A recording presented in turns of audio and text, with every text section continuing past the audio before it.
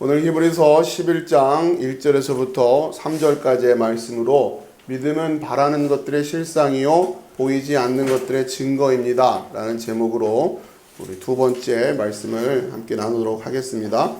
자, 어디서부터 보시면 되냐면 지난 시간 우리가 오늘 여러분 가지고 계신 자료에는 2페이지로 되어 있을 겁니다. 첫 페이지가 창세기 3장 15절 그 이하부터 우리가 지금 나눠드린 자료에는 그 이하부터 바라는 것들의 실상이요 하는 요 부분, 자 이제 여기부터 이제 나갈 거니까 이렇게 생각하시면 되고, 자 우리가 지난 시간에 우리가 믿음에 대해서 좀 정리를 했는데 오늘도 또 같이 이어서 믿음을 좀 잘 정리해야 돼요.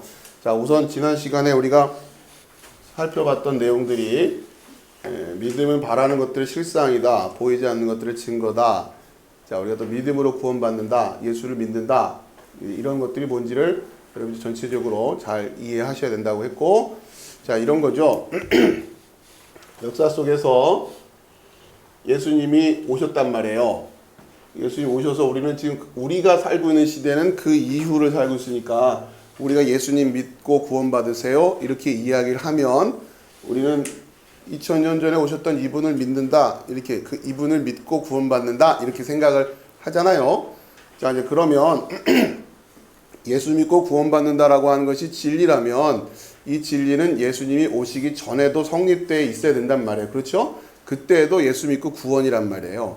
근데 문제는 뭐예요? 그때는 예수님이 안 오셨잖아요. 그러니까 어떻게 예수님을 믿고 구원을 받느냐, 이 부분이란 말이에요. 그렇죠? 그러니까 우리가 예수 믿는다라고 하는 것이 뭔지를 잘 이해해야 된다는 거죠. 예수님이 오시기 전에, 그러면 예수님이 오시기 전에 믿음과 예수님이 오신 이후의 믿음이 다르냐? 그게 아니라는 거란 말이에요. 그렇죠? 물론 계시라고 하는 것이 점점 더 명확해지는 것이 있어서 그 구체적인 내용에 있어서는 차이가 있을 수밖에 없죠. 우리는 신약 성경을 가지고 있는 세대고 신약 성경이 없는 세대는 구체적인 부분에서는 다를 수밖에 없지만 그 본질에 있어서는 차이가 나면 안 된단 말이에요. 자, 아무튼 그런 거죠. 자, 그랬을 때 우선은 예수 믿고 구원받는다라고 할 때 표현을 여러분이 어떻게 이해하시라고요? 그 예수를 그리스도로 믿는다라고 하는 거란 말이에요. 예수가 그리스도라고 하는 것을 믿고 자, 그럼 예수님이 오시기 전에는 정확하게 말하면 뭘 믿고 있는 거예요? 그리스도를 믿고 있는 거죠. 그렇죠? 예수님이 오시기 전에는 그리스도를 믿고 있단 말이에요. 자, 그러면 더 좀 거슬러 올라가서 그리스도라는 말이 있지도 않을 때는 뭘 믿어야 돼요? 왜? 오실 거라는 약속이 있었어요? 아담한테 그런 약속을 주셨어요? 아담한테 그리스도가 올 거야라는 약속을 안 주셨잖아요. 그러니까 여러분 지금 원리를 깨달아야 되기 때문에 제가 이런 질문을 드는 거예요. 그럼 여러분이 그냥 단순하게 그렇구나, 예수님 오시기 전에 그리스도를 믿는 거고 이렇게 너무 기계적으로 하시지 말란 말이에요. 여러분 우리가 지금 말 그대로 도 닦고 있는 거 아닙니까? 이해되세요? 무슨 말인지? 우리도 지금 도를 닦는 거예요. 도 닦는 게 맨날 저기 산속에 들어가 있는 그런 사람들만 도 닦는 게 아니라 우리도 그 도를 알아가는 거란 말이에요. 우리 표현을 하자면 어색하지만 여러분이 그 도를 닦아가는 데 있어서는 이런 지식적인 측면에서도 묵상을 해야 되는 거고, 이게 어떻게 된 건가 이렇게 묵상도 하고 궁금증도 가지면서 그걸 하나하나 풀어가는 것도 있고 그래야 된단 말이에요. 여러분이 크리스찬들이 문제가 도를 안 닦아요. 자꾸 도를 안 닦으니까 도를 아십니까 하는 사람들 끌려간단 말이에요. 도를 안 닦아봤으니 괜히 그게 관심 있어서 도를 좀 닦으시란 말이에요. 그 도를 닦았을 때 예수 믿고 구원받으세요라는 부분에서 이제 한 차원 좀 도가 흐름이 올라가신 거죠. 예수를 그리스도로 믿어야 됩니다라고 하는 부분까지는 도가 올라갔단 말이에요. 여러분의 깨달음이. 그러면 그리스도라는 말이 있기 전에는 또 뭘 믿는 거예요, 그러면? 여러분이 지금 무슨 생각을 했냐면, 그렇지, 그리스도를 보내신다고 약속했지. 그러니까 그걸 믿는 거야. 이렇게 되는데, 그러면 그리스도라는 말도 없었을 때는 뭘 믿는 거냔 말이에요. 그렇죠?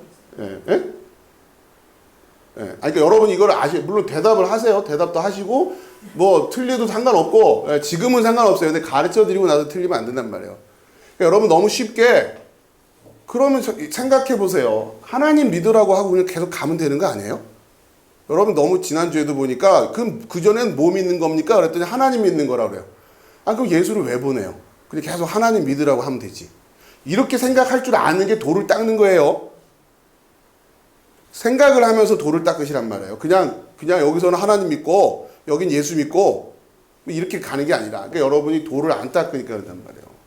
그럼 생각해요. 그렇구나. 예수 믿기 전에는 하나님 믿는 거고, 예수님 오신다면 예수님 믿는 거야.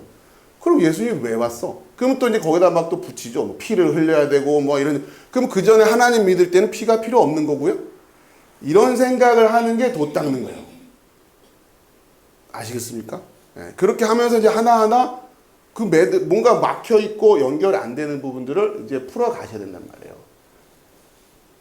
제가 여러분께 계속 이런 생각을 하고 질문을 던지고 답을 요구하는 거는 우리 기독교가 교회 안에서 이런 훈련들을 너무 안 했단 말이에요. 그러니까 앵무새 같은 신앙만 했지, 그냥 여러분이 그냥 이렇게 뭔가 그냥 이렇게 즉흥적으로 대답하는 훈련만, 그것만 했어요. 그냥 이렇게 뭐 듣고 그냥 이렇게, 그 다음에 이 질문을 던져본 적도 없고, 더더군다나 목사님이 설교 시간 중간에 막 질문해서 대답해 보라고 한 적도 없고, 여러분들이 궁금한 걸 목사님한테 들고 와서 질문해 본 적도 없고, 그러면 안 된단 말이에요. 그래서 제가 그러니까 여러분이 힘들 수밖에 없어요. 도 닦기가 쉬워요? 그렇잖아요. 벌써 지금 이 질문에 여러분의 그동안의 믿음이 흔들리는 거 아닙니까? 그나마 제가 여러분한테 이런 질문을 하니까 여러분 그나마 안심이 되죠. 여러분 길 가다가 엉뚱한 사람 만나가지고 그 질문 받기 시작하면은, 그러니까 여러분 조심하세요. 나는 뭐 이상한 이단들이 와도 나는 걱정 없어요. 저는 그게 걱정이 돼요. 왜? 그분은 관심이 없는 거예요, 아예. 도에 관심이 없으니까 이단들이 와도 문제가 없어요. 왜? 아예 관심이 없기 때문에. 근데 뭔가 좀 알려고 하는 분들이 문제죠, 늘 항상. 그러니까 신천지도 그런 분들만 다가간단 말이에요. 근데 문제는 이 훈련을 한 번도 안 해봤기 때문에 그들이 나름대로 만들어 놓은 논리에 이렇게 얽혀 들어가기 시작하면 이제 그다음부터는 헤어나기가 어렵다는 거예요. 자, 그런 지난 시간에 여러분 여기까지 왔는데, 예수를 그리스도로 믿는다고 하는 것까지는 왔는데, 그럼 질문이 하나 더 가야죠. 그리스도라고 하는 용어가 성경 처음부터 있었던 게 아니잖아요. 그럼 그 이전에는 어떻게 되냔 말이에요. 그럼 그리스도를 믿는다라는 얘기가 아닌 거 아니에요. 그렇죠? 그럼 그건 성립이 안 되잖아요. 그리스도를 믿는다는 말이 성립이 안 되잖아요. 자, 그렇기 때문에 그 이전에는 뭐냔 말이에요. 결국. 그러니까 뭐를 믿는다라고 하는 걸로 규정하기가 좀 쉽지가 않아요. 결국은 뭡니까? 그들이 가지고 있었던 믿음이란 건, 아담이 가지고 있었던 믿음은 무엇이었을까요? 이런 거예요, 여러분. 아담이 구원을 받았다면, 여러분 생각해보세요. 아담과 하와가 있는데 아담은 그냥 구원을 나중에 받았을까 못 받았을까? 만약에 받았다면 어떻게 해서 받을 수 있는 걸까? 그때는 그리스도란 말이 없잖아요. 창세기 3장 4장 안만 뒤져봐도 그리스도란 말이 없잖아요. 그럼 예수란 말은 더더군다나 없고, 그럼 아담은 구원을 받고 싶으면 어떻게 구원을 받아야 되냔 말이에요. 그렇죠? 이 질문을 했을 때 도를 아십니까? 하는 분이 와가지고 여러분 질문하면 머리가 복잡해지는 거죠. 그때 그 순간에는 왜 저리 가세요 하고 갔는지 모르겠지만, 그걸 곰곰이 생각하다 보면은 본인이 해결이 안 되면은 문제가 생겨요. 자, 여러분 지금 이제 제가 던지는 질문이 뭔지를 잘 이해하시란 말이에요. 어떤 문제를 가지고 있는 것인가라고 하는 걸. 여러분 그래서 예수 믿는다라고 하는, 지금 오늘날은 우리가 그렇게 표현하고 있지만, 자, 그러면 결국 아담이 구원을 받았다면 아담은 무엇 때문에 구원받을 수 있었을까라고 하는 거죠. 자, 보세요. 창세기로 가봅시다.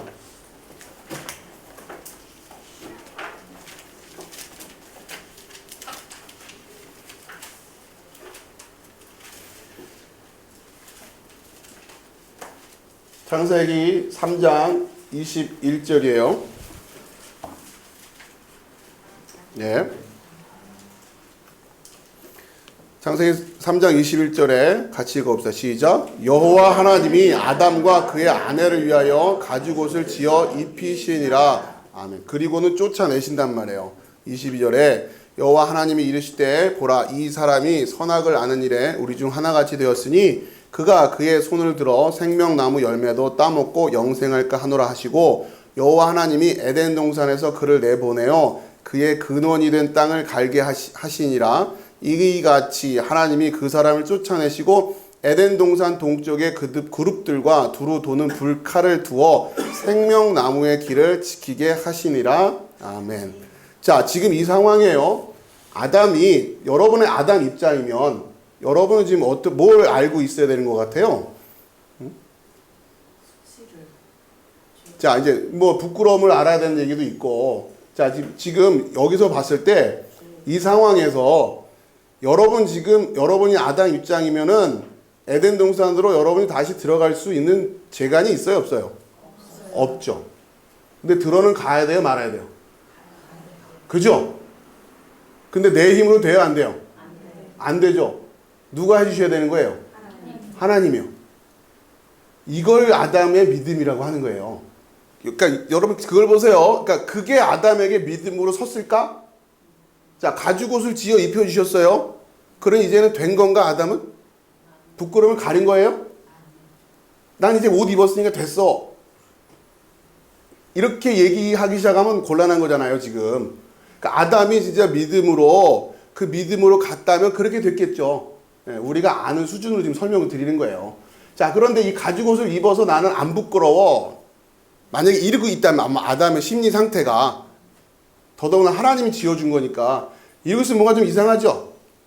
그죠? 다 됐다. 나는 가죽옷 지어 입었으니까 이제 안 부끄러워.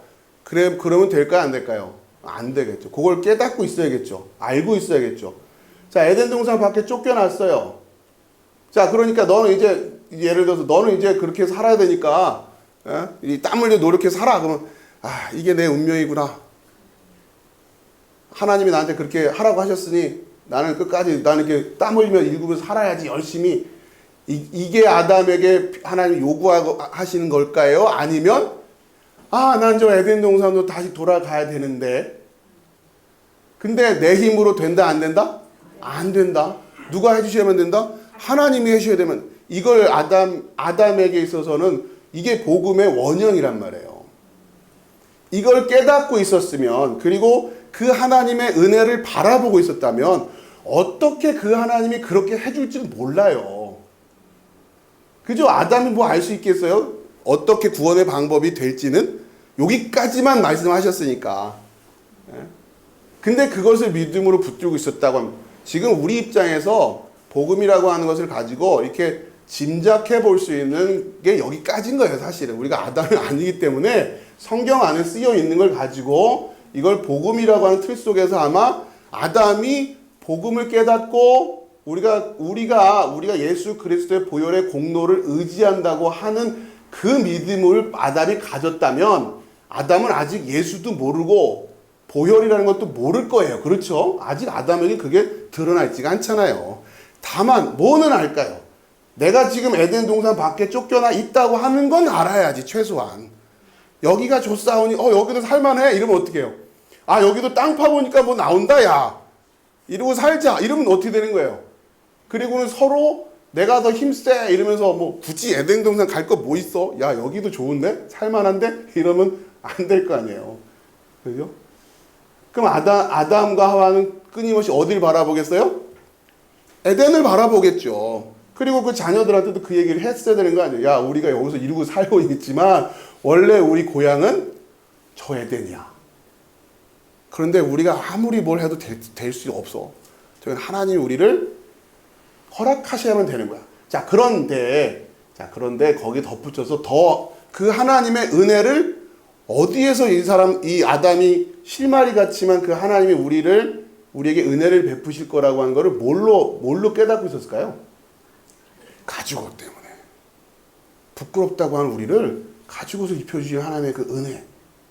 그 은혜를 통해서 하나님의 방법으로, 우리는 아직은 잘 모르지만, 그러나 저 에덴 동산으로 우리를 들어갈 수 있게 해주실 거야.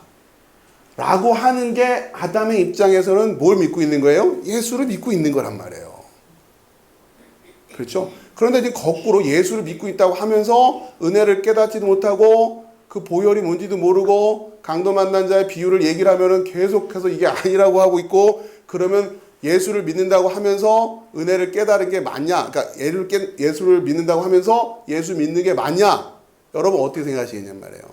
그러나 아담은 예수를 몰라요. 이름을 몰라요. 그렇잖아요. 그걸 우기지 말자고요. 모르잖아요. 아담은. 그렇지만 아담은 예수를 믿고 있는 거잖아요. 그러니까 아담의 입장에선 그리스도라는 이런 고상한 말은 몰라요. 이건 나중에 나오는 말이니까. 그러나 아담이 누구를 바라보고 있었다? 그렇죠. 그리스도를 왜 그리스도라고 하는 의미는 이제 포괄적인 의미를 갖지만 하나님 편에서 아담이 가지고 있었던 그 근원적인 문제를 해결해 주시는 하나님의 방법이 되는 거죠. 그렇죠. 하나님 자신이면서도. 여러분 좀 이제 흐름이 이해가 됩니까? 그렇기 때문에 아담 역시 뭘 보고 있었다고 할 수 있다? 그리스도를 바라보고 있었다라고 할 수 있다고 한다면 믿었다. 그랬다면 말이죠. 그랬다면. 만약에 혹여라도 아담이 여기서 열심히 뭔가를 파고 땅을 일궈가지고 우리가 하나님한테 지은 죄가 있어서 이러고 있거든. 그러니까 우리가 아무튼 열심히 땅을 일구고 뭔가를 해가지고 열심히 하나님한테 갖다 바쳐가지고 하나님을 좀 기쁘게 해드리자. 그러면 하나님이 혹시라도 우리를 용서할지 몰라. 아담이 만약에 이렇게 갔다면 어떻게 되는 거예요? 아닌 거죠, 이거는. 그죠? 그 모습이 그 뒤에 나오는 가인의 제사와 아벨의 제사로 연결이 된단 말이에요.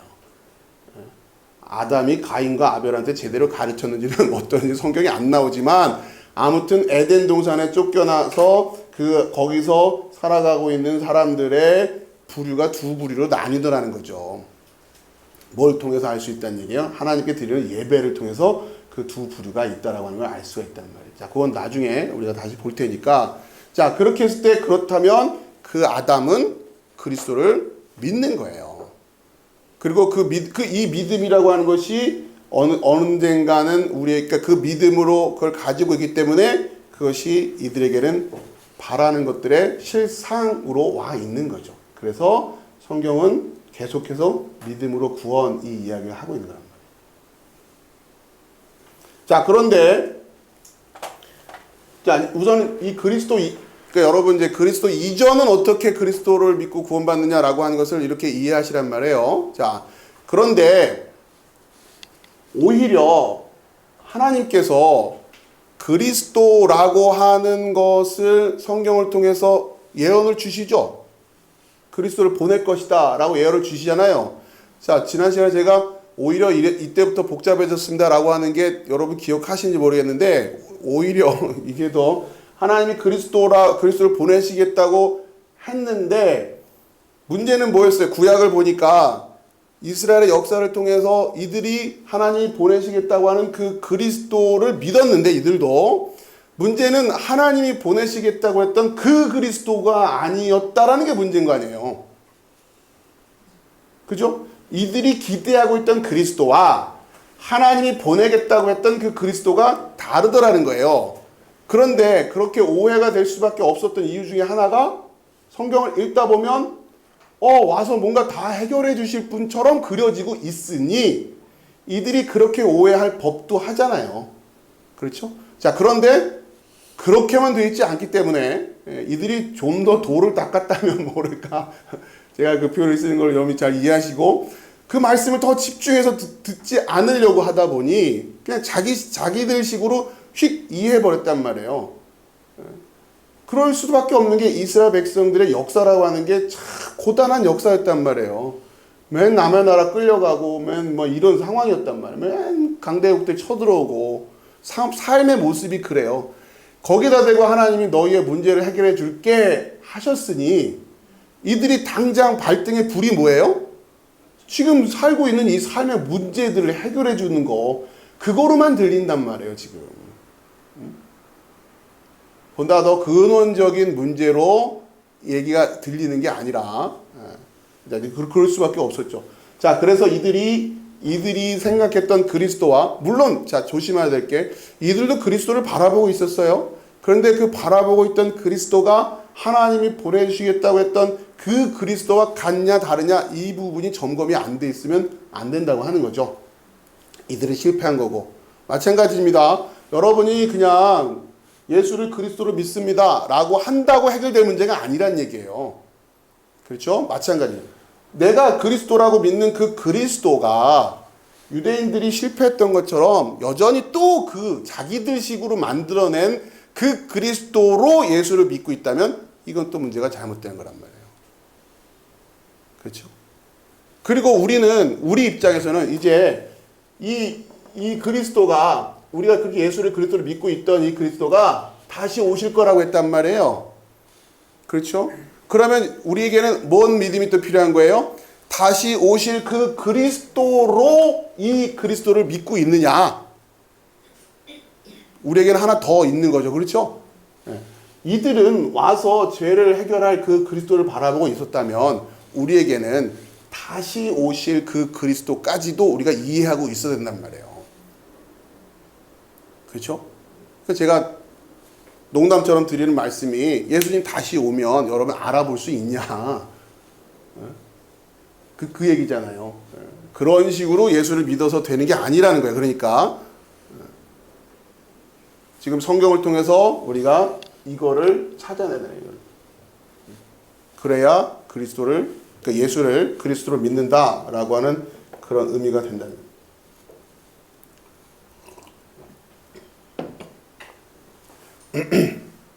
자, 여기까지는 여러분 좀 이해가 되실 겁니다.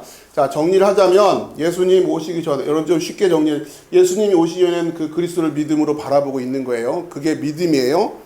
그 믿기 때문에 예수님 오신 거랑 진배 없다라는 거죠. 단순하게 생각하자면 좀 도식적으로 설명드리는 거예요. 여러분 좀 정리를 하시기 편하시라고. 그러면 우리는 예수님 오시고 나서는 예수를 그 그리스도로 바라볼 수 있어야 된다는 얘기. 이 말인즉슨 예수를 그 그리스도로 바라볼 수 있으려면 여기서 봤던 그 그리스도로 예수를 보고 있어야 된다는 얘기란 말이에요. 여러분에게 좀 그림을 그려가면서 여러분들 이렇게 저렇게 한번 생각을 좀 해보시란 말이에요. 뭐가 문제였는가 이들에게. 자, 오늘 나눠드린 자료를 보면서 계속 이어가겠습니다. 자, 이 페이지에 아까 말씀드린 대로 우선 2절이죠. 히브리서, 여러분 다시 히브리서로 좀 돌아오셔서 히브리서 11장 1절에서 같이 읽어봅시다. 시작. 믿음은 바라는 것들의 실상이요 보이지 않는 것들의 증거니. 아멘. 자, 하나씩 설명을 드릴게요. 바라는 것들에 해당되는 단어가, 그게 이제 엘피조라는 단어가 쓰이는 건데, 이건 이제 소망하다라는 뜻이에요. 엘피조라는 단어가 소망하다, 그러니까 소망하는 것들, 그러니까 소망되어지는 것들이에요. 정확히 말하면 실상이요, 실상. 그러니까 믿음으로 소망되어지는 것들의 실상을 가지고 있다, 이런 얘기죠. 믿음이 그렇게 한다는 얘기예요.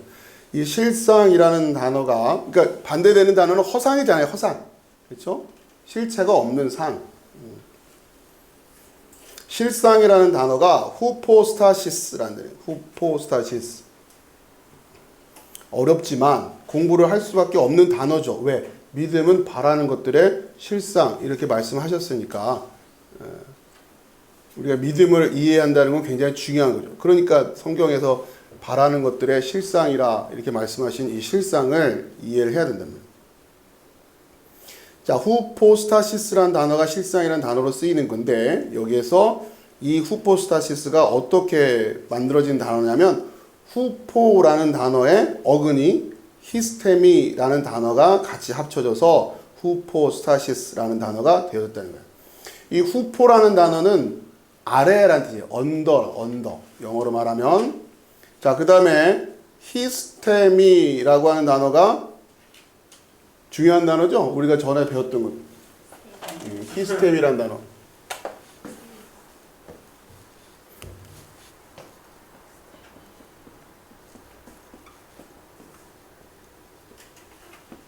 후포, 이거는 아래로 히스템이 되어 있다.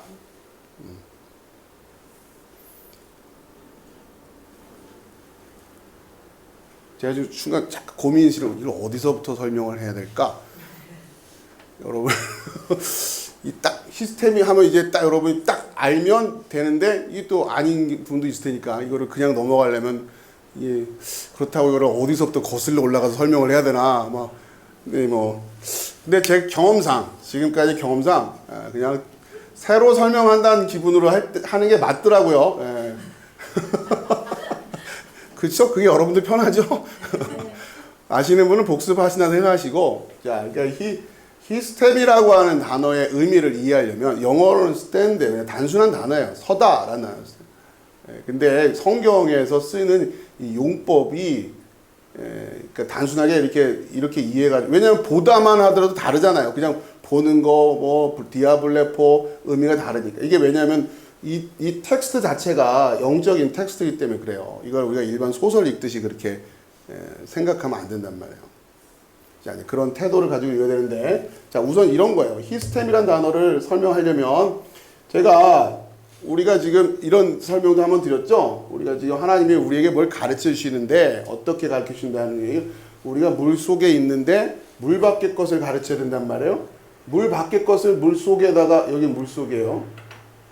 물 속에 있는 물고기들한테 물 밖을 가르치려면 어떻게 가르친다 그랬어요? 물 속에 있는 걸로 가르칠 수밖에 없다 그랬잖아요. 그렇죠? 예. 자, 그랬을 때 물속에다 뭔가를 이렇게 세워놔요. 이렇게. 그리고는 이게 물 밖에 있는 뭐다라고 이렇게 가르쳐 주는 거란 말이에요. 이걸 A라고 하고 이걸 B라고 합시다. 이해하시겠죠? 물속에 이렇게 그러니까 지금 물속에서 물 밖에 있는 A를 설명하기 위해서 물속에다 이렇게 세워놓은 거, 이렇게 해놓은 거. 자, 이거는 뭐라고 하냐면 이거는 티데미라고 한다 그랬죠? 티데미.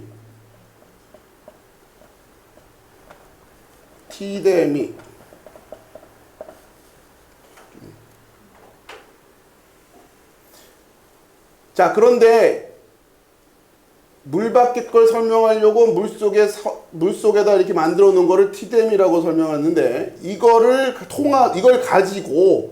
가지고 이제 이걸 A를 설명을 해내야 되잖아요. 그렇죠?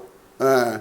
그럴 때 원래 B가 A였구나 라고 해서 B를 가지고 A를 설명할 때 뭘 쓰느냐? 이렇게 쓴단 말이에요. 히스템이라고.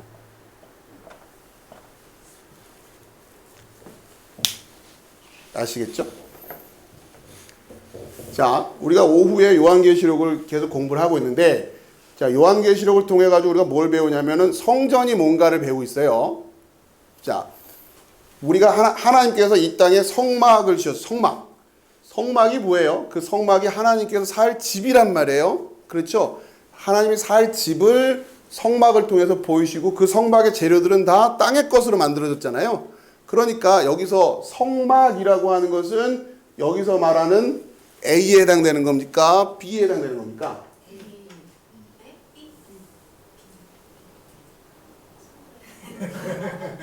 제가 처음부터 하기 잘했네요.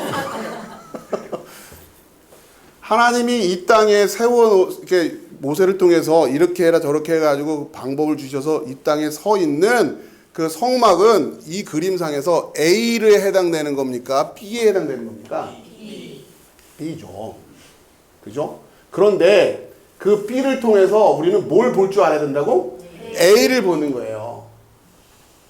그거라고 지금 그러니까 성막을 그냥 B로만 보고 이게 진짜 그거라고 생각하고 있으면 이걸 못 보잖아요. 예. 그러니까 그래서 그것만 보고 있으면 안 된다. 그러니까 그러니까 예수님이 오셔서 이게 진짜 그게 아니라 이거는 그냥 하늘에 있는 그 모형이고 그림자 아니냐. 예? 이거 무너뜨려 이렇게 얘기하시는 거란 말이에요. 이스라엘 사람들 입장에서는 그런 불경이 어디 있어요? 성전을 무너뜨리라고 하는데 이걸 무너뜨리라고 한단 말이에요. 그리고 다시 세운다고 하는. 내가 다시 세울 거야 이 얘기를 하시잖아요. 그 말이 바로 이 성막을 통해서 성전을 통해서 티뎀이 되어 있는 것을 예수님께서 히스템이 하시겠다라는 의미란 말이에요. 여러분 그렇게 이해하시라는 거예요. 그러니까 후포스타시스라고 하는 단어는 되게 복합적인 단어인데 왜냐하면 후포라고 하는 단어는 아래란 뜻이에요. 아래. 근데 히스템이라는 이야기는 기본적으로 뭐에 관련 위쪽과 연결되는 단어란 말이에요. 근데 이 두 단어가 합쳐있기 때문에 되게 묘한 단어가 되는 거예요. 쉽지 않아요, 이 단어가. 후포스타시스라고 하는 단어 자체가. 그 아래쪽에 참고로 되어 있는 게 그러니까 아니스테미라는 단어는 아나 플러스 히스테미가 돼서 아니스테미이거든요. 이거는 아나라는 단어는 위에란 뜻이에요. above 영어로 말하면. 이거는 어울리지 않아요. 그렇죠? 예, 그래서 이것은 일어나라 할 때 그 단어란 말이에요. 죽은 자가 일어난다 할 때 이게 쓰이는 단어라고요. 그러니까 이거는 자연스럽죠. 아니스테미. 위에 것으로 히스테미 한다는 얘기니까. 근데 아래 것으로 히스테미 한다. 이거는 되게 어려운 단어란 말이에요. 그냥 실상이요 이렇게 해버리면은 곤란해요. 그러니까 그거를 그냥 우리가 눈에 볼 수 있는 뭐 이런 수준을 이해해버리는 순간 또 오해하게 됩니다. 단어가 가지고 있는 특징이 그래요.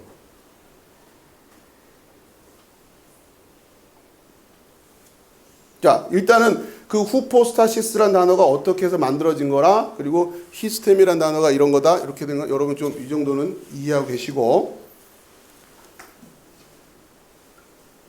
자, 그러면 이게 지금 무슨 의미를 포함하고 있냐면, 아래라고 하는 의미도 가지고 있으면서 히스템이라고 하는 의미도 동시에 가지고 있는 거예요, 지금. 믿음이 그렇다는 얘기예요, 믿음이. 믿음은 바라는 것들의 실상이다 할 때, 그러니까 믿음은 양쪽에 다 걸쳐 있어요, 지금. 그래서 믿음이라고 하는 것은 위쪽만 얘기하는 것도 아니고 아래쪽만 얘기하는 것도 아니고 두 군데 다 걸쳐 있는 아주 이 묘한.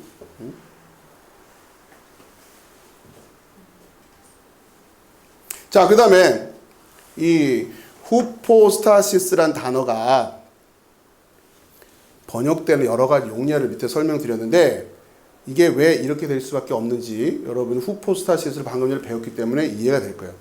자, 뭐냐면 일단 첫 번째 지지대, 또 기초, 토대 이런 뜻이 돼요. 후포스타시스가. 그러니까 어떠한 것의 근원적인 기초, 토대 이런단 말이에요. 자, 그런데 이 단어가 2번 뜻으로 가면 물질이라는 뜻이 돼버릴 때가 있어요. 영어로는 substance죠. substance. sub는 아래, 스탠스는 서다. 그렇죠? 똑같아요. 후포, 히스테미가 이렇게 바뀌면서 substance. 근데 여러분 substance라고 하면 물질하면 A에 해당되는 것 같아요? B에 해당되는 것 같아요? B죠? 아유, 잘하시네. 근데 후포스타시스는 그렇게 설명할 수가 어렵단 말이에요. 근데 이게 어느 쪽으로 흘러가면서 자연스럽게 뭐가 됐다? 물질이 되어버려요. substance가. 자, 그러니까 사실은 고대 용법으로 가보면 이 후포스타시스, 지금은 substance로 번역됐지만 이 substance, 물질이라고 하는 것은 단순히 우리가 생각하는 이런 물리적인 물질을 의미하는 게 아니라 어떤 사물, 만물의 그 근원이 뭘까? 가장 기초가 되는 토대가 뭘까라고 할 때에 그 토대에 해당되는 거였어요. 그래서 여러분 조금 철학에 관심 있어서 공부해 보신 분들이 보면 이런 말씀, 만물의 근원이 뭐냐? 지, 수, 화, 풍, 그렇죠? 흙, 물, 불, 바람. 이들이 말할 때 이 사원소라고 하는 이 원소라고 하는 개념은 지금 우리가 생각하는 물리적인 개념의 이런 것이, 이게 물질적인 차원의 것이 아니었단 말이에요. 왜? 이게 후포스타시스니까. 근데 이게 시간이 지나면서 어떻게 돼요? substance가 돼버리잖아요. 말 그대로 물질이. 이해하시겠어요? 아무튼 그런 문제가 있다. 나중에 기회가 될 때 하고, 그러니까 이 후포스타시스가 되게 쉽지 않은 단어입니다. 아무튼 그렇게 이해하시고, 자, 그 다음 3번 일관성, 변함없음, 확신 이렇게 된 그런 단어로 번역이 돼요. 이게 잘 생각해 보세요. 물질이라고 하는 게 일관성이 있느냐? 그렇지 않잖아요. 물질은 그런 영역이 아니잖아요. 그렇기 때문에 정말 변하지 않는 그 근원이 뭘까라고 추적해 들어가는 그게 후포스타시스였는데, 이게 이 과학주의 시대로 넘어가면서 우리 인간이라고 하는 것도 세포로 돼 있고, 세포도 분자로 돼 있고, 분자로 이런 식으로 들어가기 시작하는 거죠. 자, 그렇게 추구해 들어가는 거예요. 자, 그런데 그것이 과학주의로 넘어오면서는 물질주의가 돼버린단 말이에요. 그러다 보니 substance가 돼버리는 거예요. 근데 오늘날 우리가 생각할 때 substance 하면 그냥 물질적인 개념으로 이해하게 된다라고 합니다. 아무튼 그러니까 바라는 것, 그리고 왜 조심하자 그러면 여러분 믿음은 바라는 것들의 실상이요 할 때 이 실상을 손에 쥘 수 있는 뭐 이렇게 이해하시면 안 된다고 하는 거예요. 그렇기 때문에 그렇게 그러니까 이 후포스타시스를 자 보세요. 후포스타시스가 사실은 여기서 여기로 왔다 갔다 하고 있는 거 아닙니까? 어느 시절에는 플라톤식으로 얘기하면 A 쪽만 얘기할 거고 아리스토텔레스 쪽으로 얘기하면 B 쪽만 얘기할. 서양 철학에서는 왔다 갔다 하고 있단 말이에요. 지금 어느 한쪽을 강조하는 시대가 있었어요. 이쪽 동네 초월적인 보이지 않는 거 아니면 어떨 때는 지독히 물질적인 거. 근데 이 믿음이라고 하는 건 사실 지난 시간에 말씀드린 이 두 가지를 지금 영역을 같이 공유하고 있는 거란 말이에요. 그래서 어려움 단어예요. 자, 그러다 보니까 여러분이 믿음은 바라는 것들의 실상이요 라고 할 때 이 실상을 손에 쥘 수 있는 거 이렇게 이해해 버리면 여러분은 substance적인 개념으로 후포스타시스를 개념을 이해하고 있는 거예요. 아시겠죠? 그러니까 여러분 믿음이 손에 쥐어질 수 있는 것으로 올 때도 있어요. 그러나 본질적으로 그건 아니란 말이에요. 믿음은 후포스타시스지 지금 우리가 생각하는 substance가 아니란 말이에요. 여기까지가 느낌이 오신 분들은 이제 성경책에서 어디를 찾아보시면 되냐면 13절, 히브리서 11장 13절. 히브리서 11장 13절. 읽어봅시다. 시작. 이 사람들은 다 믿음을 따라 죽었으며 약속을 받지 못하였으되 그들을 멀리서 보고 환영하며 또 땅에서는 외국인과 나라인을 증언하였으니. 아멘. 좀 이해되세요 이제? 믿음으로 바라봤는데 약속을 받지 못했다. 39절 가보세요. 39절도. 시작. 이 사람들은 다 믿음으로 말미암아 증거를 받았으나 약속된 것을 받지 못하였으니. 아시겠습니까? 네. 그러니까 믿음은 바라는 것들의 실상이오라고 하는 것을 여러분 잘 이해하셔야 되는 거예요. 네. 약속된 것이 손으로 쥐어지는 것으로 꼭 오지 않을 수도 있어요. 그게 믿음이라고 하는 거예요. 네. 아담도 예수를 믿음으로 못 받았잖아요. 네.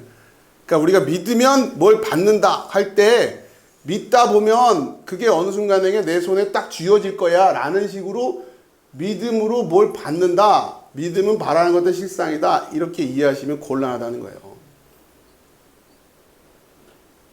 자, 그 다음에 다시 교재 이제 자료를 보세요. 자료. 후포스타시스는 앞으로도 계속 또 설명이 되어져야 될 겁니다. 우선은 오늘은 이 정도로 이해하시고 이 그림을 이해하세요. 이 그림 이해하시고 후포스타시스는 A와 B를 왔다 갔다 뭔가 연결해주고 있다라고 하는 느낌으로 이해하시면 됩니다. 자, 보이지 않는 것들의 증거. 자료에 나와 있는 건 보이지 않는 것들의 증거. 이걸 이제 설명을 해야 되는데 우선 제가 써놓은 걸 읽어봅시다. 시작. 내가 믿음이 있다는 것은 믿음 안에 있다는 것은 내가 보이지 않는 것들의 증거가 된다는 의미이다. 이게 무슨 얘기냐? 우선은 지금은 이해가 안 되실 텐데 우선 좀 설명을 좀 드릴게요. 자, 먼저 그러니까 믿음은 바라는 것들의 실상이요 보이지 않는 것들의 증거다 할 때 이 보이지 않는 것들의 증거라는 표현을 또 이해하려면 2절하고 연결해서 이해하셔야 돼요. 2절 읽어봅시다. 시작. 선진들이 이로써 증거를 얻었느니라. 아멘. 선진들이 이로써 증거를 얻었느니라. 그 다음에 3페이지로 넘어가죠. 자, 우선 2페이지 제가 넘기기 전에 확인 좀 하고요. 선진들이 이로써 라고 하는 부분에서 이 이로써는 우리가 히브리 헬라 원어를 보면 그 안에서 라는 뜻이에요. 그 안에서 엔타우테 엔은 어디 안에 타우테라고 하는 건 대명사예요. 그 안에서. 근데 그 타우테가 가리키는 것은 믿음입니다. 믿음. 그러니까 이로써라고 하는 것은 풀어서 쓰면 믿음 안에서 라는 뜻이 되겠죠. 증거를 얻었느니라. 이거를 넘기세요. 이 번역이 잘못됐어요. 자, 먼저 증거를 얻었다 하니까 이들이 증거를 어떻게 해요? 손에 쥐었다라는 느낌이 들잖아요. 그렇죠? 이뤄서 믿음 안에서 드디어 손에 쥐었어 이런 얘기는. 그러니까 히브리서 1장과 그러니까 히브리서 11장 1절 2절 읽다 보면 어떤 느낌이 되냐면 지금은 보이지 않지만 계속 믿음으로 붙들고 있다 보면 언젠간 내 손에 쥐어질 거야. 이런 느낌으로 해석이 돼요. 이렇게 되니까 자, 현지인들이 이로써 증거를 얻었다라는 얘기가 그런 의미가 아니라 증거를 얻었다라는 그 3페이지입니다. 증거를 얻었다가 이 단어가 마르투레오라는 단어가 쓰이는데 이 단어에 수동태가 쓰이는 거예요. 다시 말하면 선진들은 믿음 안에서 입증되었다라는 뜻이에요. 그러니까 이 선진들이 이들이 믿음 안에서 이들이 증명이 된 거예요. 이들이 믿음으로 뭘 가진 게 아니라 합격, 쉽게 말하면 선진들이 합격 됐다는 얘기예요. 뭐 가지고? 믿음 안에서. 거꾸로죠, 지금. 내가 믿음을 가지고서 뭘 받았다는 얘기가 아니라 이들이 믿음으로 합격됐다. 자, 용법을 볼게요. 마르투레오라는 단어가 이렇게 쓰인단 말이에요. 마태복음 23장 31절 시작. 그러면 너희가 선지자를 죽인 자의 자손임을 스스로 증명함이로다. 그렇죠? 이런 의미예요. 이 마르투레오라는 단어가. 너희가 그렇게 한다는 얘기는 너희 스스로 그 죽인 자의 자손임을 너희들이 증명하고 있는 거야. 라는 의미가 이로써 증거를 얻었다라는 의미가 그거란 말이에요. 그러니까 이로써 너희가 그렇게 증명된 거야. 이런 의미란 말이에요. 선진들은 믿음으로써 증명되어진 거예요. 자, 요한복음 1장 32절 시작. 요한이 또 증언하여 이르되 내가 보매 성령이 비둘기같이 하늘로부터 내려와서 그의 위에 머물렀더라. 그렇죠? 요한이 또 그렇게 증언하고 있죠. 자, 이게 맞습니다. 라고 증언하는 거예요. 사도행전 22장 12절 시작. 율법에 따라 경건한 사람으로 거기 사는 모든 유대인들에게 칭찬을 듣는 아나니아라 하는 이가, 이 칭찬을 듣는 이 마르투레오라는 단어가 쓰인단 말이에요. 그러니까 모든 유대인들이 아나니아는 어떻게 해요? 내가 증명해. 그 사람 내가 증명해. 이런 의미잖아요. 그렇죠? 선진들이 믿음 안에서 이렇게 됐다는 얘기예요, 지금. 믿음을 가지고 뭘 얻어냈다는 얘기가 아니라. 이해하시겠습니까? 완전히 지금 뒤집어서 얘기하고 있는 거잖아요. 지금 성경이 번역의 뉘앙스를 그렇게 해놓는 바람에. 자, 다시 히브리서 11장 4절, 5절, 39절 계속 이 부분에 이 마르투레오라는 단어가 계속 많이 써요. 자, 읽어봅시다. 시작. 믿음으로 아벨은 가인보다 더 나은 제사를 하나님께 드림으로 의로운 자라 하시는 증거를 얻었으니 하나님이 그 예물에 대하여 증언하심이라. 그가 죽었으나 그 믿음으로써 지금도 말하느니라. 아멘. 그렇죠? 증거를 얻었다. 뭐라고요? 의로운 자라 하시는, 그러니까 의로운 자라고 하는 그 입증이 되었다는 얘기예요. 뭐로? 믿음으로. 11장 5절 시작. 믿음으로 에녹은 죽음을 보지 않고 옮겨졌으니 하나님이 그를 옮기심으로 다시 보이지 아니하였느니라. 그는 옮겨지기 전에 하나님을 기쁘시게 하는 자라 하는 증거를 받았느니라. 아멘. 또 많잖아요. 입증되었다. 그렇게 증명되었다. 히브리서 11장 39절 시작. 이 사람들은 다 믿음으로 말미암아 증거를 받았으나 약속된 것을 받지 못하였으니. 아멘. 여기서 믿음으로 말미암아의 용법이 좀 달라요. 디아테스 피스테오스에서 믿음을 쭉 통과한 그런 어감으로 쓰고 있는 게 디아라고 하는 단어가 through란 말이에요. 그 믿음의 여정을 다 마쳤어요. 그런 의미예요. 그래서 증거를 받은 거예요. 합격, 쉽게 말하면. 그런데 약속된 것을 어떻게 했다고요? 받지 못했다고요. 그런데도 끝까지 그 믿음을 붙들고 믿음을 통과했다, 이 얘기를 하는 거예요, 지금. 믿다 보면 주시겠지, 그런 의미가 아니란 말이에요, 지금. 역사 속에서 나오는 사건들을. 히브리서 11장 초반이 어려워요, 이 믿음 설명하기가. 자, 다시 성경으로 와서 다시 그 마음을 가지고 1절, 2절 한번 차분히 읽어봅시다. 여러분 마음이 좀 서는가? 이게 여러분에게 지금 요 B의 영역이 이 A의 영역으로 히스테미가 돼야 되는 거예요. 이 말씀을 읽을 때. 자, 시작. 믿음은 바라는 것들의 실상이요 보이지 않는 것들의 증거니 선진들이 이로써 증거를 얻었느니라. 아멘. 그러니까 11장이 얘기하고 있는 것은 결국 선진들이 증거를 얻었다 할 때 이것도 이렇게 입증된, 그러니까 이들이 믿음이야, 이게 믿음이야, 이들의 믿음의 삶이야 라고 그렇게 증명되었단 말이에요. 믿음으로써. 그리고서는 그 뒤에 나오는 얘들이 쭉 이어지는 거예요. 자, 3절입니다. 3절.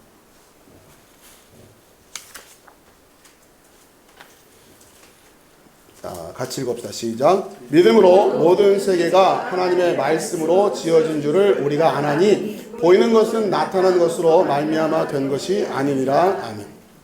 자, 먼저 믿음으로 모든 세계가 하나님의 말씀으로 지어진 줄을 우리가 아나니 할 때 이 믿음으로에 해당되는 단어가 피스테이라는 단어가 쓰이는데 이게 역격입니다. 역격. 어려워도 배우셔야 됩니다.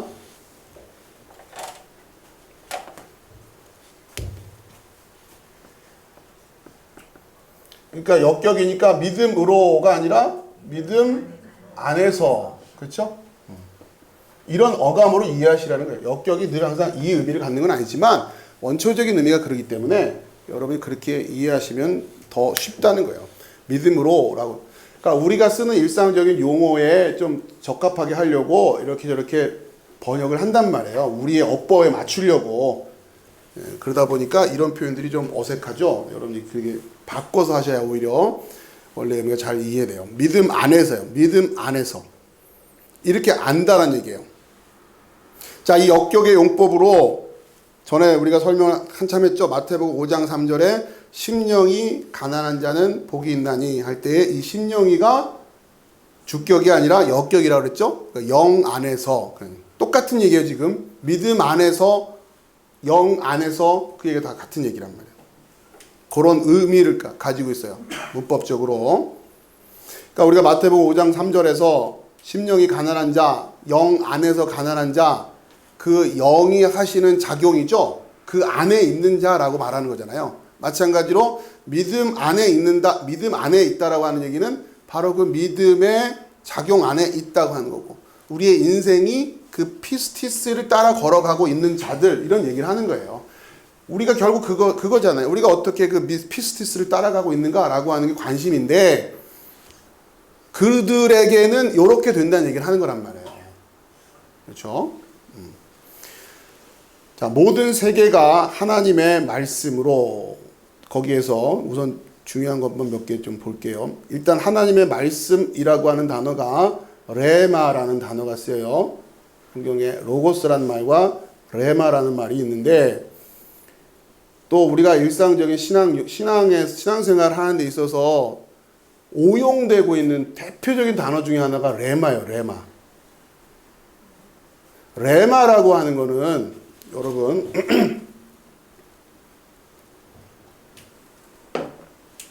성경이 레마라는 용어를 쓸 때는 좀 의식을 해야 되는 게 뭐냐면, 레마라고 하는 용어는 이쪽의 이쪽을 의미하는 거예요. 이쪽을 굳이 도식적으로 얘기하자면 레마라고 하는 이쪽이에요. 지금. 그리고 이것이 우리가 알아들을 수 있는 영역으로 돌아올 때는 뭐가 되냐면 그 로고스가 되는 거란 말이에요. 논리와 이런 어떤 자음과 모음의 결합의 형태로 해서 뭘 이렇게 던져주지 않으면 여러분은 알 방법이 없잖아요. 그렇죠? 제 머릿속에 무슨 생각이 있어도 그거를 여러분에게 말로 표현을 해야 되는데, 문제는 그 말이 자음과 모음으로 만들어서 돼야 된답니다. 자, 근데 보통 분들이 저는 오늘 레마의 말씀을 받았어요, 막 이런 말을 해요. 그러니까 무슨 얘기냐면 자기가 이 말씀 읽고 자기가 뭔가 느꼈다는 얘기. 그러니까 레마라고 하는 말이 쉽게 나오는 말이 아니에요. 그거는 말 그대로 도통했어요. 레마, 오늘 드디어 내가 레마를 깨달은 분이 그리스도를 모르면 안 돼요. 함부로 얘기하지 말란 말이에요. 내가 레마를 알았다 이런 말 하지 말란. 그냥 이 말씀 읽고 감동이 되고 내 적용에 대한 걸 읽다 보니까 믿음은 바라는 것들의 실상이요 보이지 않는 것의 증거니. 그렇지, 내가 암만 기도해도 응답을 못 받고 있어. 그러던 중에 이걸 봤네? 믿음은 바라는 것들의 실상이요 보이지 않는 것의 증거니. 그렇지, 맞아. 여전히 내가 계속 기도하면 응답하시겠지 하면서 이 말씀을 붙들고 이게 오늘 나의 레마에 왔어요. 완전히 거꾸로 얘기하고 있는 거 아니에요 지금. 아니 그러니까 제대로 이해해서 레마라고 얘기하면 그나마 다행인데 제대로 이해도 못하고 그걸 레마라고 하고 막 이러면 안 된단 말이에요. 그러니까 우리가 대표적으로 어떻게 레마를 오용을 하냐면 이 말씀이 구체적으로 나에게 어떠한 말씀으로 다가오는가라고 할 때 우리는 레마라는 말을 잘 써요. 그 말이 그날따라 나에게 레마가 됐다라는. 그게 아니라 레마는 그렇게 개별적인 이야기를 하는 게 아니라 레마는 오히려 더 근원적인 이쪽 동네 얘기란 말이에요. 여러분이 제가 이제 그런 이야기를 듣는 걸 되게 싫어해요, 제가. 조심하시란 말이에요. 특히 일반인들, 그러니까 아무튼 이게 말 있어요. 그 레마라고 하는 말을 아무튼 저희 교회 성도님들은 레마라는 말씀을 좀 자제해서 쓰시기 바랍니다. 자, 우선 믿음으로 모든 세계가 하나님의 말씀으로 지어진 줄. 여기서 모든 세계라고 할 때에 이 세계는 아이온이에요. 아이온. 그러니까 왜 제가 자꾸 이런 말씀드리냐면 여러분이 생각하는 그 세계가 아니기 때문에 그래요. 그런데 이걸 읽고 레마를 얻었다? 이러면 이게 참 난감해지는 거예요. 여기서 말하는 세계라고 하는 것은 자 이런 겁니다. 이 아이온이라고 하는 거는 어디에 더 뭡니까 이 적용이 되는 단어면 이거는 자 보세요. 이게 아까 제가 이렇게 그려드렸는데 창세기 1장 1절 창세기가 지금 시작이 되죠. 어느 순간인가 시작될 거 아니에요. 창세기가 어디서부터 시작됩니까? 네, 3절 그죠? 네, 빛이 있으라부터 시작하는 거란 말이에요. 그 시점이 있겠죠. 그래서 빛이 생겼단 말이에요. 여기서부터 자 그러니까 그 이전부터 계속 뭐가 오고 있었단 말이에요. 이거를 아이온 하는 거예요. 이걸 이런 개념에서 이걸 아이온이라고 하는 아이온. 자 그러면서 사실은 이 아이온이 계속 연결되고 있는 거예요. 그 중에서 지금 빛이 있으라 해가지고 이렇게 되고 나중에 요한계시록에서 새 하늘과 새 땅 나오면서 이거 후루룩 다 없어지는. 자 이거를 성경에서는 코스모스 이렇게 얘기한단 말이에요. 이것도 세상이에요. 이거는 코스모스예요. 우리가 인식할 수 있는, 만질 수 있는 그런 의미의 것으로는 이거를 코스모스라고 해요. 이 이전을 그러니까 이 시초보다 더 그러니까 창세기라고 하는 거. 그러니까 지금 성경에서 말하고 있는 태초라고 하는 그 태초를 이 아이온과 코스모스 개념으로 생각을 안 하고 이 우주가 탄생한 어떤 이런 걸로만 생각하니까 지금 말이 계속 안 되는 거죠. 자, 이 아이온이라고 하는 개념이 있고 계속 또 그 다음에 이 우리가 물질적으로 경험하는 이 세상은 없어질 거예요, 이제. 그게 성경이 얘기하는 거예요. 그리고는 뭐가 돼요? 아이온으로 계속 연결돼요. 우리가 영생을 산다고 할 때는 요 시간 안에서의 영생이 아니에요. 우리가 영생한다. 요 아이온이라고 하는 이 시간의 개념으로 이해를 해야 된단 말이에요. 자, 그겁니다.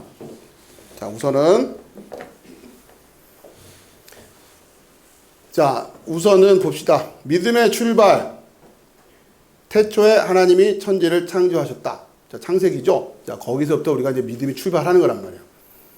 그리고 세계와 또 세상, 다양하게 번역이 돼요. 아이온이라고 하는 단어와 코스모스라는 단어를 이제 구별해야 된다. 여기서 쓴 거는 아이온이라니.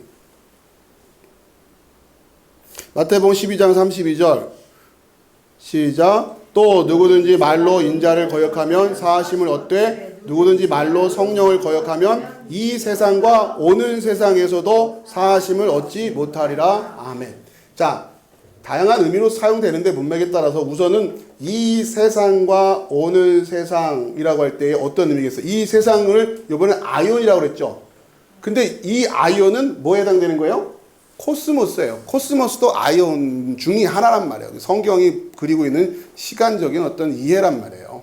그러니까 이 지금의 아이온이에요. 이거는 우리가 경험하고 있는 지금의 아이온. 이걸 우리는 코스모스라고 해요. 그리고 오는 세상이죠.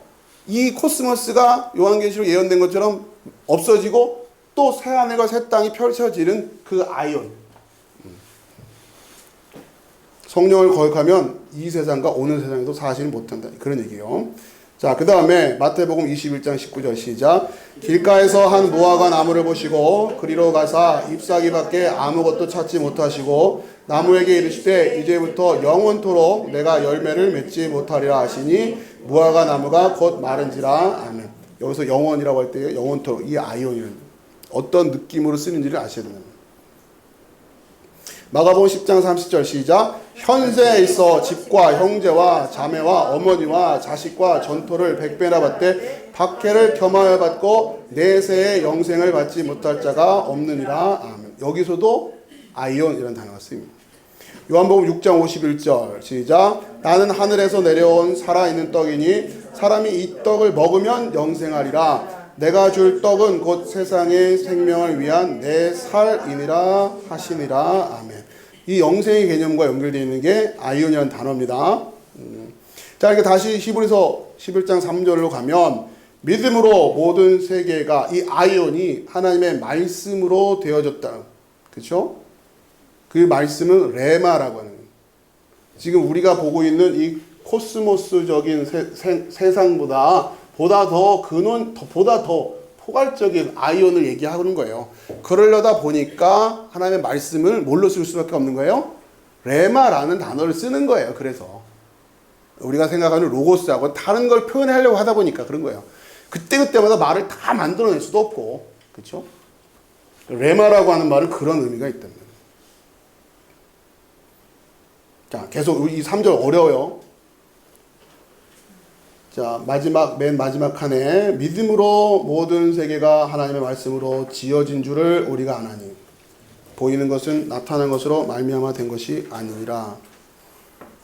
자, 먼저 믿음 안에서 모든 세계가 하나님의 말씀으로 지어진 줄을 안다. 우리가 모든 세계가 하나님의 말씀으로 지어진 줄을 아는 것은 믿음 안에서예요. 믿음 안에 있기 때문에 이것이 가능하다. 그걸 보게 한다는 거죠. 보이는 것은 나타나는 것으로 말미암아 된 것이 아니다. 자, 이것도 지금 번역이 우리말로는 이해가 안 돼요. 자, 넘기시고요. 자, 헬라어로 쫙 해놓은 건 여러분은 이거는 무시하시고 제가 여러분들에게 설명하려고 써놓은 거니까. 자, 지어졌다라고 하는, 믿음으로 모든 세계가 하나님의 말씀으로 지어진 줄. 자, 그럼 이 지어졌다라는 단어를 읽을 때 여러분 어떤 느낌이 드냐면 만드셨다, 창조하셨다. 태초에 하나님이 천지를 창조하셨다고 했으니까 여기서도 그런 식으로 모든 세계를 하나님이 말씀으로 창조하셨다 하니까 이 지어진 줄이란 단어를 그렇게 생각한단 말이에요. 그게 아니란 말이에요, 지금. 자, 이 지어지다라고 하는 단어가 4페이지를 보세요. 4페이지 두 번째 칸. 카타르티조라는 단어가 쓰입니다. 카타르티조라는 단어. 이 카타르티조라는 단어는 영어로 하면 make, fit, equip, prepare라는 단어예요. 그러니까 뭔가 적합하게 하고 equip, 장비 같은 걸 제공하는 걸 말했죠. 채워주는 거, prepare, 준비시키는 거. 이런 의미란 말이에요. 그러니까 카타, 아래란 뜻이에요. down. 그 다음에 아르티오스, 이거는 적합한, suitable, 이 단어, 이런 의미를 갖는 단어들이 합쳐져서 카타르티조라는 단어가 쓰이는 거예요. 그러니까 믿음으로 모든 세계가 하나님의 말씀으로 지어졌다고 할 때 의미는 빛이 있으라 해가지고 창조하는 그런 느낌보다는 섭리에 가까운 개념이에요. 섭리. 창조의 개념보다는 섭리에 가깝다. 그러니까 이것도 전에 다 가르쳐 드렸죠. 또 고민 어디부터 할까? 네. 다 해야죠 뭐. 나올 때마다 복습하자고. 나올 때마다 우리가 하나님을 신론이라고, 신론, 하나님에 대해서 아는 거, 그 하나님을 어떻게 알아야 되냐? 그것을 신학적인 주제로 신론이라고 한다고 했죠. 신론. 여러분 기억나십니까? 이렇게 해서 이렇게 그려가지고 몇 번 설명했던 적 있잖아요. 하나님에 대한 것, 우리 인간에 대한 것, 그리고 이 뭐예요? 예, 그리스도가 누구신가에 대해서 공부해야 되고, 그 다음에 이 부분을 통해서 어떻게 구원이 이루어지는가라고 하는 구원론이에요. 이 조직신학적인 체계를 여러분들이 또 체계적으로 공부해요. 특별히 이 하나님에 대한 이해를 해야 되는데, 하나님에 대해서 이해를 한다고 할 때 뭘 가지고 얘기할까? 학문적으로는 이래요. 하나님이 어떤 분인가라고 하는 존재에 대한 공부를 하는 거예요. 두 번째, 하나님이 어떤 일을 하시는가 하는 사역에 대한 일을 한단 말이에요. 하나님의 존재, 어떤 분인가라고 하는, 하나님은 그분은 어떤 일을 하시는가라고 하는 것을 성경 안에서 체계적으로 우리가 공부해내는 거예요. 특히 존재와 관련된 질문과 관련해서 중요한 질문 중에 하나가 과연 우리가 하나님을 알 수 있을까라고 하는 질문이에요.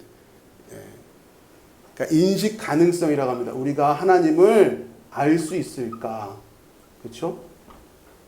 알 수 없으면 다 말짱 꽝이잖아요. 그렇죠?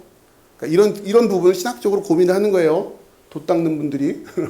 그래서 인식 가능성은 어떻게 대답한다고요? 우리가 스스로 하나님을 알아갈 수 있다라는 측면이 있고, 그렇게 생각하는 학자들이 있어요. 우리가 열심히 뭘 파가면 하나님을 알아갈 수 있지 않을까? 왜? 만물에는 하나님의 신성이 깃들어 있으니까 만물을 막 연구하다 보면 하나님을 알 수 있지, 이런 식으로 생각하는 방향이 있고, 그 다음에 아니다. 우리가 그렇게 알 수 있는 부분이 아니고 하나님이 우리에게 가르쳐 주셔야 알 수 있다.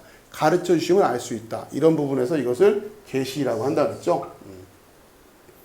그러니까 우리가 계시라고 하는 용어를 여러분 자꾸 무슨 미래 점치는 용어로 생각하지 마시고, 성경에서 말하는 계시는 계속해서 뭘 가르쳐 주는 거예요? 하나님 가르쳐 주는 거란 말이에요. 하나님 가르쳐 주는 거예요. 우리가 관심 가져야 될 건 그거예요. 미래에 대해서 자꾸 관심 가지려고 하지 마시란 말이에요. 그 미래는 누가 지금 관리하고 계세요? 하나님이 관리하고 계시단 말이에요. 그러니까 알아서 잘 하실 거예요. 걱정하지 마시라고. 그걸 계시라고 한단 말이에요. 인식하는. 그래서 제가 그런 설명을 드렸죠. 우리가 하나님을 알 수는 없으나 알려주시면 알 수는 있다. 그러니까 다시, 이 좋은 표현 아니에요. 우리가 하나님을 알 수는 없다. 그런데 하나님이 우리에게 자신을 알려주실 수는 있다. 모순적인 얘기 같지만 여러분 이렇게 우리 언어는 그렇게밖에 안 해요. 자, 아무튼 그 다음에 하나님의 속성이 어떤가, 전지전능하다, 이런 여러 가지 얘기. 하나님이 하시는 사역과 관련해서 지금 여기 제가 이제 써놓은 거예요. 그 대표적인 게 첫 번째, 작정하시는 하나님. 이게 뭔지를 알아야 돼요. 두 번째, 예정하시는 하나님, 창조하시는 하나님, 섭리하시는 하나님. 이게 하나님이 하시는 일의 큰 맥락들이란 말이에요. 첫 번째, 작정하시는. 두 번째, 예정하시는. 이 예정이라는 주제와 관련해서는 선택과 유기라고 하는 주제가 굉장히 치열한 논쟁이었어요. 구원받을 자와 버림받을 자를 하나님이 미리 다 예정하셨는가? 라고 하는 그런 주제예요. 자, 신학적인 논쟁이니까 우선 하고, 그 다음에 창조하시는, 하나님의 창조를 어떻게 이해할 것이냐라고. 지금도 이 부분에 논란이 많이 있죠. 어느 날 갑자기 눈 떠보니까 뻥 하고 이렇게 탁 태어난 거죠. 뭐가 있어라. 이런 식으로 창조하셨을 것이다 라고 하는 이해가 있는가 하면, 또 창조를 진화와 연결시켜서 하나님이 기본적인 물질들을 만들어 놓고 그것이 과학자들이 얘기하는 것처럼 막 진화해 오면서 이렇게 만들었다. 창조론과 진화론을 같이 이렇게 생각하려고 하는 견해도 있단 말이에요. 신학자들 얘기고. 자, 그 다음에 섭리하시는 하나님.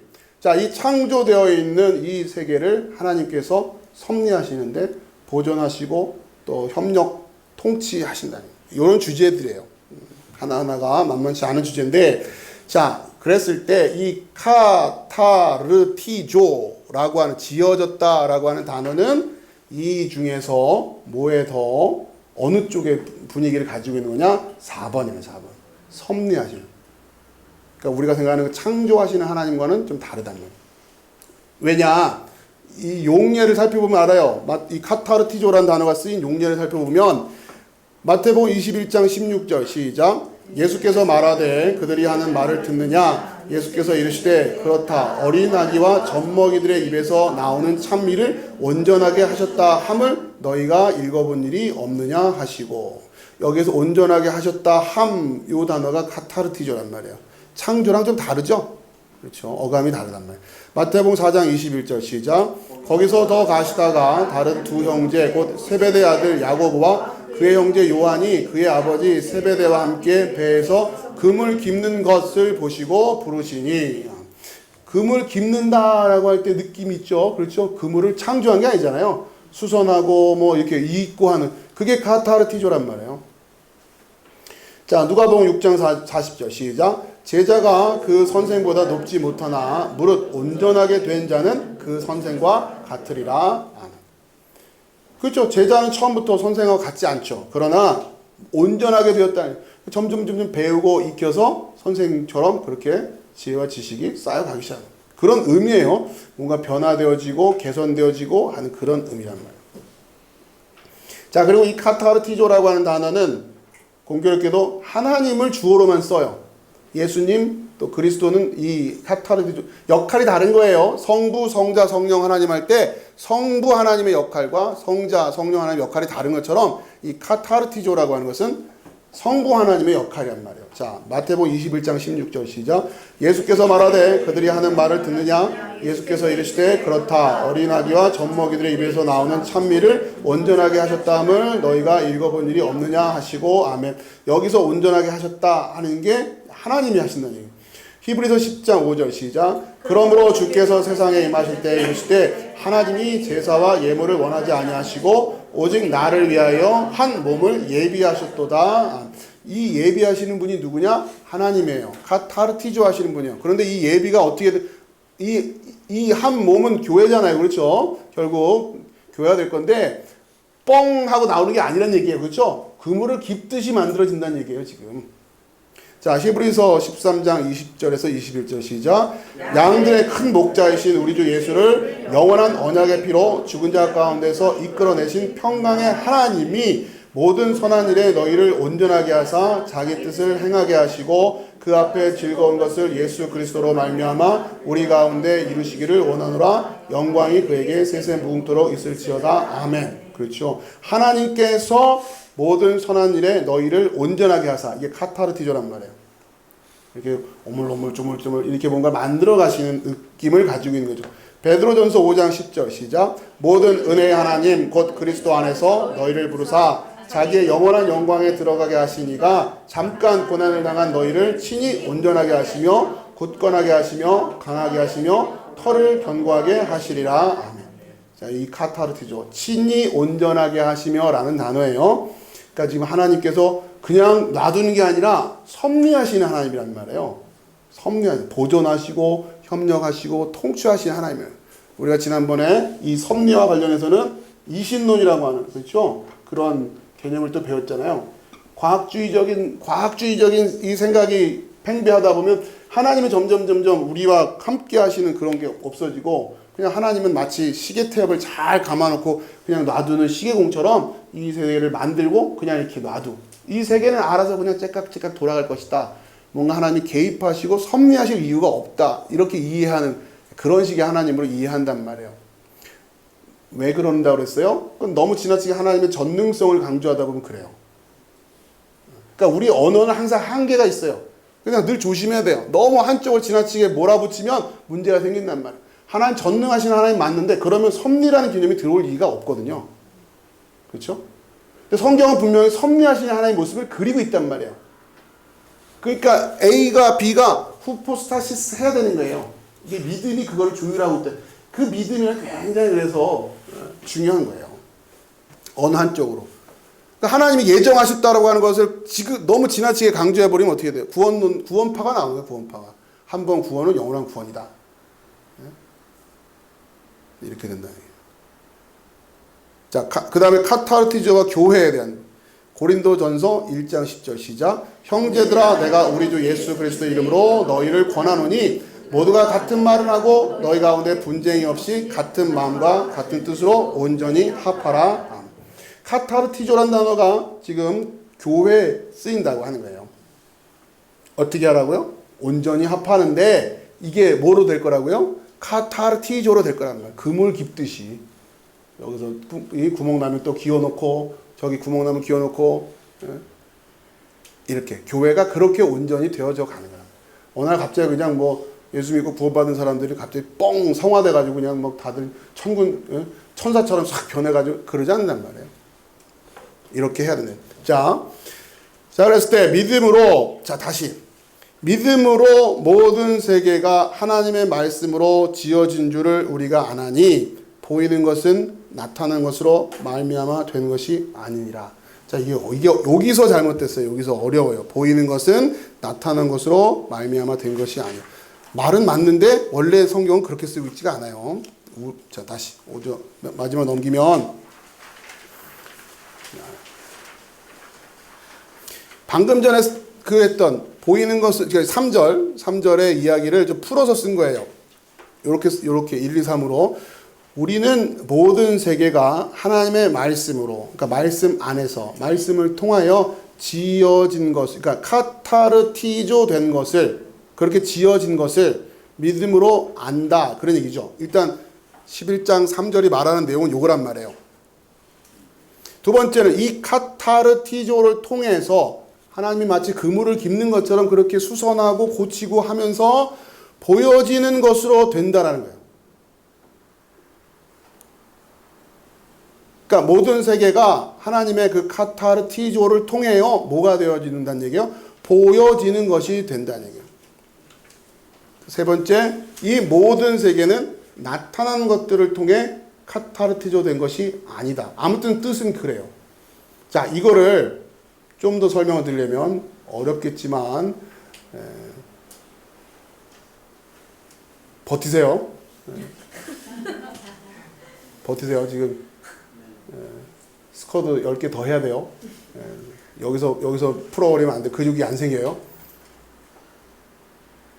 제가 그래서 일부러 2장만 드린 거예요. 끝이 보이잖아요, 오늘은. 10장 드렸으면 다음 그럴 텐데, 일단 끝이 보이니까.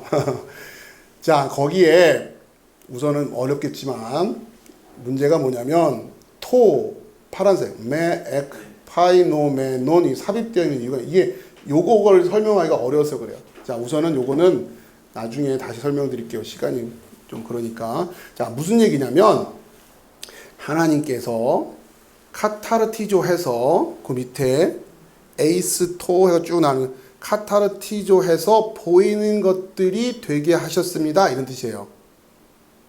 자, 그런데 그 보이는 것들은 나타난 것으로부터 된 것이 아닙니다. 이런 말이 들어가 있어요. 이게 그래서 어려워요. 그냥 단순하게 하나님이 카타르티조 하셔서 우리 눈에 다 보이는 것들로 만드셨습니다. 이러면 편한데 또 오해할까봐 근데 그거는 나타난 것들로 되어진 것은 아니에요 라는 말을 쓰고 있단 말이에요. 자, 무슨 얘기냐?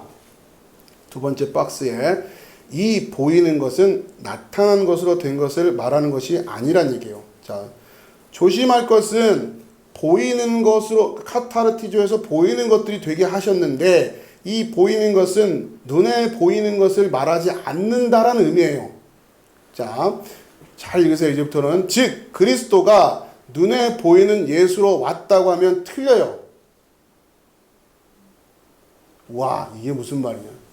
그 예수님의 성육신을 부정하는 거냐? 그게 아니에요. 눈에 보이는 예수로 왔지만 눈에 보이지 않기 때문이에요. 여러분 이게 이해가 됩니까? 예수님이 눈에 보이는 예수로 왔잖아요. 유대 걸어 다니시는 분으로 왔잖아요. 그런데 그분을 눈으로 봤어요? 못 봤어요? 못 봤잖아요. 그러니까 눈에 보이는 분으로 오시는 건 맞는데 나타나는 것으로 된 게 아니라는 의미예요. 나타난 것으로 되면 다 보죠. 근데 못 알아보다는 거예요. 그걸 설명하고 싶은 거예요, 지금. 예수가 눈으로 보는 분으로 왔는데 못 봤잖아요. 못 봤다 그러면은 오병이어 먹은 사람들은 섭섭하죠. 나 예수 다 봤는데 그럴 거 아니에요. 베드로의 고백 전에 예수를 본 사람들이 본 게 아니잖아요. 그렇죠?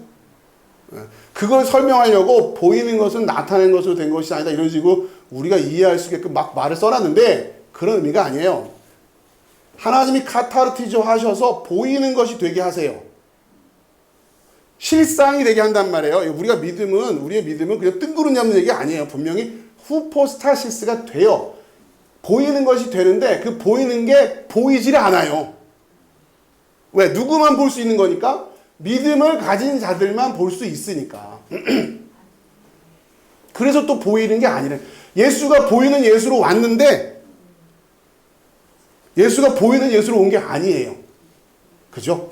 그 말이에요. 지금 11장 그 보이는 것은 이게 그래서 어려워요. 이게 여러분 헬라어를 아시면 설명하기 쉬운데 아무튼 최대한 여러분들 설명을 드리려면 이렇게. 자, 따라서 하나님의 말씀을 들은 이들이 믿음으로 살아냄으로써 하나님의 말씀을 보이는 것이 되게 한다 라고 할 때 보이는 것은 나타난 것으로 되어진 것이 아니기 때문에 여전히 믿음으로만 볼 수 있는 것이다. 무슨 얘기냐? 선진들이 이로써 증거를 얻었어요. 그들이 믿음으로 살아내죠. 믿음으로 살아내는 그 삶의 모습이 보이는 거예요? 보이지 않는 모습으로 살아내는 거예요? 보이는 모습으로 살아내야 돼요. 나 믿습니다라고 말로만 하고 끝나는 게 아니에요. 보이는 모습으로 살아내야 되는데 그게 보여요? 안 보여요? 누구는 못 알아봐요. 믿음이 없는 자들은 못 알아봐요. 그거를. 그게 믿음의 삶인지를 못 알아본다고요. 그러나 우리는 반드시 하나님이 카타르티조 하시는 것처럼 우리의 삶을 보이는 걸로 살아내야 되는 거예요. 그게 그래서 어려운 거예요. 그래서 지금 그 이후에 이들의 삶을 그렇게 단순히 믿었습니다, 아멘으로 끝난 게 아니라고 하는 걸 보여주는 거 아니에요, 지금. 자, 그 다음에 계속 읽어볼게요. 세상 사람들이 한 번 보고 다 인정할 만한 믿음의 결과물을 내어놓는 것이 아닙니다. 왜요? 그 결과물은 나타난 것에서부터 온 것이 아니기 때문에 여전히 믿음으로만 볼 수 있는 것이라는 거예요. 여러분이 믿음으로 승리했는지 안 했는지를 세상 사람들이 알아요, 몰라요? 몰라요. 그렇죠? 그런데 어떻게 불신자들 데려다 놓고 믿음의 간증이 가능하다고 생각하시는 거예요? 그 간증의 내용들이 어떠냔 말이에요. 아, 나도 예수 믿으면 저렇게 되는 거야? 그걸 알아볼 수 있어요? 못 본다고 한다니까요, 지금. 전도잔치 하면서 하는 간증들로 그들이 알아볼 수가 있냐고요? 안 되는 거예요. 그 보이는 걸로 살아내는데 그건 나타내는 것으로 다시 되지 않기 때문에 믿음이 없는 자들은 알아볼 수가 없다니까요. 예수가 누군지도 모르고 그리스도가 누군지도 모르는 사람이 야, 저기 오늘 저 강사로 오신 분이 믿음으로 열심히 살아서 저렇게 축복받으셨구나 라고 그 고백을 하는 게 그게 맞는 말이냔 말이에요. 여러분 진지하게 한번 고민을 해보세요. 우리가 그동안 교회에서 뭘 한 건지. 그러면 이분들은 뭐가 되냔 말이에요. 히브리서에 지금 나와 있는 이분들은 그 소망하는 걸 붙들지 못하고 끝까지 간 분들은 어떻게 되냐고요. 끝내 사자밥으로 그냥 그렇게 해서 경기장에서 그렇게 믿음 지키다 간 사람들은 뭐가 되는 거예요. 왜 우리는 그걸 안 가르쳐줘요? 자, 못 알아봅니다. 알아볼 수가 없어요. 제가 요번에 이걸 공부하면서 심판의 때는 알아보는 줄 알았어요. 근데 그게 아니었어요. 성경 그렇게 아주 강력하게 얘기해요. 심판받은 줄도 모르고 심판받는구나. 자, 심판의 때도 알아보지 못해. 왜요? 볼 수 없기 때문에요. 그래서 어둠 캄캄한 곳 이렇게 얘기하는 거예요. 못 봐요. 자, 마태복음 8장 12절 그 나라 본 자손들은 바깥 어두운 데 쫓겨나 거기서 울며 이를 갈게 되리라. 마태복음 20장 13절 임금이 사원들에게 말하되 그 손발을 묶어 바깥 어두운 데 내던지리라. 거기서 슬피 울며 이를 갈게 되리라 하니라. 자, 또 25장 30절 이 무익한 종을 바깥 어두운 데로 내쫓으라. 거기서 슬피 울며 이를 갈리라 하니라. 이 지금 다 슬피 울며 이를 갈리라 하는데, 자, 이들이 이런 거예요. 이들이 자기가 지금 바깥 어두운 데 쫓겨나 있다는 것을 알까 모를까? 모른다는 얘기예요, 지금. 끝까지 모르고 심판받는 거예요. 성경은 이렇게 아주 그냥 뭐랄까요? 예. 저도 요번에 다시 이 주제를 가지고 다시 뒤져보면서 심판을 이렇게도 그리고 있구나. 그러니까 우리가 생각할 때 이런 거죠. 물론 성경은 이런 거예요. 지옥에 떨어진 사람들을 보면서 지옥에 떨어진 사람들이 내가 지금 지옥에 와 있어. 와, 나는 하늘나라 가고 싶은데 이렇게 그리기도 하죠. 그런데 성경은 더 처참한 심판으로 뭘 그리냐면 자기가 지옥에 떨어지지도 모르고서 지옥에 떨어져 있는 모습을 그리고 있더라는 거예요. 자, 왜 그러냐? 스가랴 12장 10절을 보니까 은총을 통해 제가 간구하는 심령을 받은 이들만 볼 수 있기 때문에 그래요. 그러니까 앞에서 이들이 이를 울며 가는 이게 도대체 뭘까? 이게 성경이 말하는 애통합니까? 그러면 우리들 구원 받아야 되는 거 아니에요? 그죠? 그게 안 된다는 얘기예요. 끝까지. 10절에 내가 다윗의 집과 예루살렘 주민에게 은총과 간구하는 심령을 부어주리니 그들이 그 찌른 바 그를 바라보고 그를 위하여 애통하기를 독자를 위하여 애통하듯 하며 그를 위하여 통곡하기를 장자를 위하여 통곡하듯 하리로다. 그러니까 자신이 찔러 죽인 사람이 자신의 외아들인 걸 깨달은 거예요.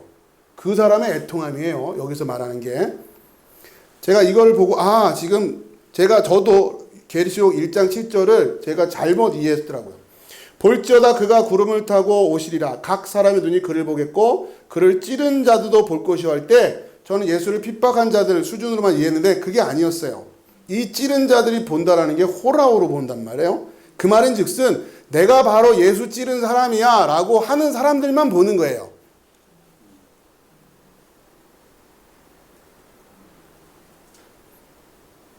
결국 그 죄를 깨달은 사람만 그리스도를 볼 수 있다고 하는 거예요.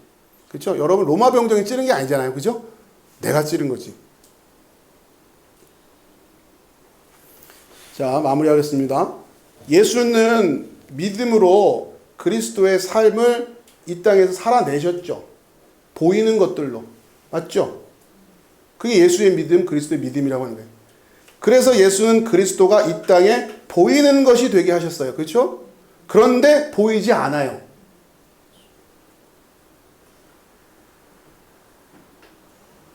이게 예수님, 그러니까 이거를 신학적으로는 예수님이 진짜 하나님이고 진짜 사람이다라는 걸로 표현하는 거예요.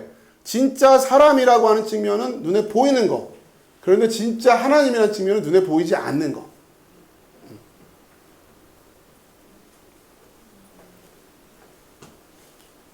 보이는 것은, 그러니까 믿음으로 다 3절을 정리하면 모든 세계가 하나님의 말씀으로 그렇게 하나님이 카타르티조 하고 계세요. 그리고 우리도 그렇게 뭐 해야 돼요? 카타르티조 해서 보여지는 것이 돼야 돼요. 그러나 나타난 것으로 되어지는 수준으로 보여지는 건 아니에요. 오직 그 믿음을 가진 자들만 우리를 볼 수 있기 때문에 그렇다. 그리고 앞으로 이어지는 이 믿음의 4절 이하의 이 믿음의 영웅들에 대한 이야기를 우리가 어떻게 바라볼 수 있느냐, 그것을 지금 도전하고 있는 거죠. 그리고 예수께서 바로 그 삶을 살아가셨다. 그러니까 우리 기독교 신앙은 그냥 입술로 고백되어지는데 끝이는 신앙이 아니라는 겁니다. 여러분은 분명히 그 믿음을 보이는 걸로 살아내야 되는 거예요. 근데 세상 사람들이 다 인정하는 수준이면 얼마나 좋겠어요. 그게 아니니까 인정받지 못할 때도 있고 오해받을 때도 있단 말이에요. 누구만 알아봐요? 믿음을 가진 사람만 알아봐요. 교회 안에서도 그 믿음이 있는 사람만 알아봐요. 그 믿음이 없는 사람한테는 오해받을 수도 있고 엉뚱한 소리 들을 수도 있고, 교회 안에 그렇게 또 가라지들도 있으니까. 그럼에도 불구하고 예수님처럼 끝끝내 그 믿음의 여정을 보이는 것으로 살아낸다라는 거예요. 믿음의 신비를 여러분 잘 이해하시면 좋겠고요. 이제 이어서 오늘 말씀드린 이것을 토대로 계속 채워져 나갈 테니까 오늘 중요한 내용들을 여러분 잘 마음속에 좀 정리하셔서 계속 반복해서 세워나가시길 바라겠습니다. 자, 기도하겠습니다.